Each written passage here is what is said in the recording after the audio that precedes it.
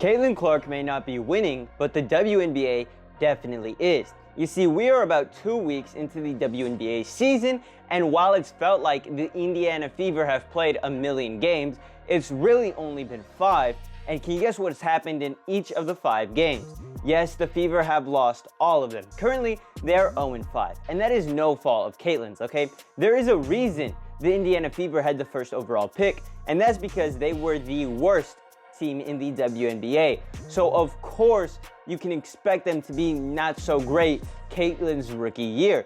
And that's basically what's happened. Now, she's played pretty well in a few of these games. She's also had a few stinkers. And each game, it feels like the Fever get closer and closer to finally getting that first win. However, that just hasn't been the case, okay? I mean, if we take a look at opening day, which was played by the Indiana Fever, because that's how much motion Caitlin Clark has. On opening day, Caitlin Clark went out against the Connecticut Suns and scored 20 points on 5 for 15 shooting, 4 for 11 from the three-point line, with 3 assists and 2 steals in a 92-71 loss. And while that does sound bad for the Fever, it only gets worse, because in game 2, they went up against that super team in New York. Yes, I'm talking about the one with a batty elephant for a mascot, where their players, they had Sabrina Ionescu, Brianna Stewart, Jonquel Jones, Courtney Vandersloot. This team is absolutely loaded.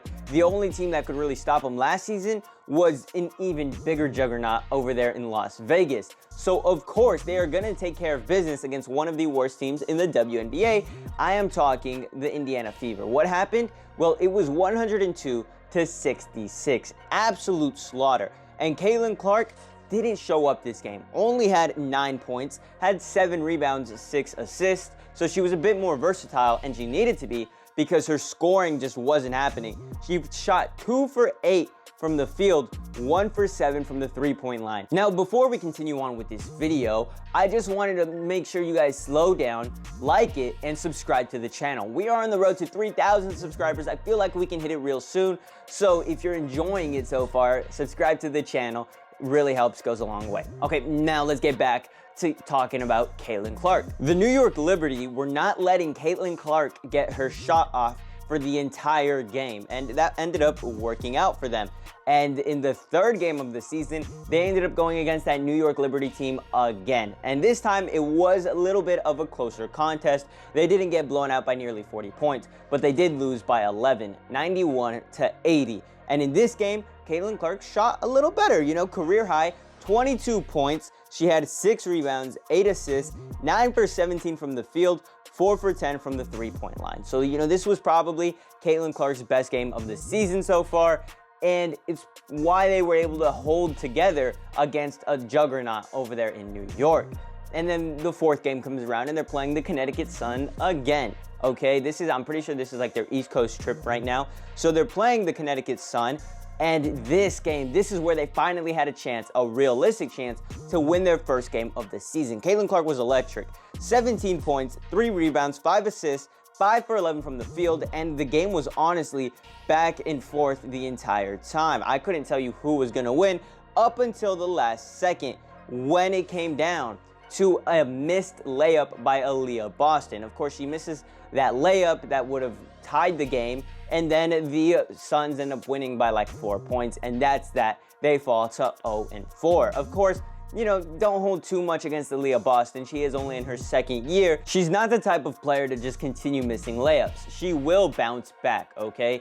And that leads us to the 5th game of the season. This one against the Seattle Storm. Another very close one for the Fever, where they had a potential to snag their first win of the season. Now, as for Caitlin Clark, she did start off the game a bit slow, but she did lead a 3rd quarter rally, which ended up helping give the Fever a 60-58 lead heading into the 4th quarter. So all of a sudden, they just got to hold it together for one more quarter. They have the lead here. And, they end up getting outscored by 4 and lose the game by 2 points. It was really sad to see. I really felt like Caitlin Clark was going to get the job done here. She did score 21 points, 7 rebounds, 7 assists on 6 for 16 shooting with 2 blocks, okay? And while Caitlin Clark still may be playing at a very high level, she just hasn't been used to this kind of talent that the WNBA has. It is a completely different level from the kind of competition she was going up against in college for the last 4 years, okay? So it will take a while for her to adjust. Obviously, everyone knows this. It's not like everyone is Candace Parker and can just dominate their rookie season in the WNBA. Most of the times, it is a scenario like this one. Hell, Aaliyah Boston had to go through this just last year. But honestly, with the way that the team's looking going forward, I feel as though they might have to struggle a bit this season, have another high draft pick, but they will have the potential to land a huge free agent come next offseason, and I think that's really where they take off. But I think one writer put it best when talking about Caitlin Clark and what's happening with the Indiana Fever.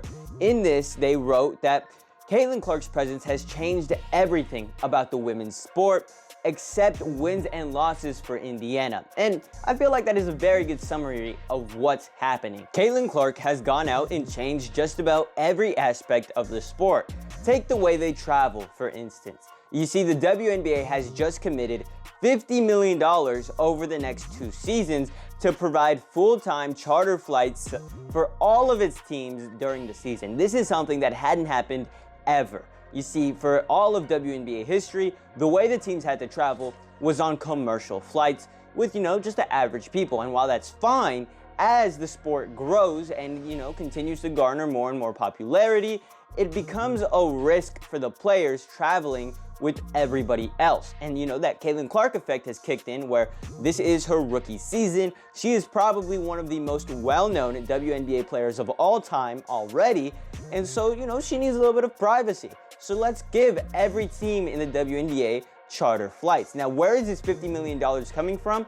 Well, they are going to have a lot more revenue coming in because a lot more games are selling out thanks to Caitlin Clark and the rest of this rookie class. You've got a ton of big names.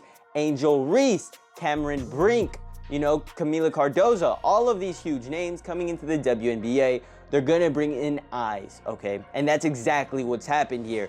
Caitlin Clark is a cash cow for the WNBA, and they're spending a little bit of that money on the rest of the players in the league. I mean, if you're watching this video, you've probably seen the memes already, where if anything good happens in the WNBA, all the comments are saying that all of these other women should be thanking Caitlin Clark because all of this is happening due to her. And on some level, this is true, right? The Caitlin Clark effect is real. Hell, it's so real that I've already made 3 videos covering it, so you can go check those out. But basically, I've already gone over how much Caitlin Clark has helped the WNBA, and every week there seems to be a new article that only enhances her aura, right?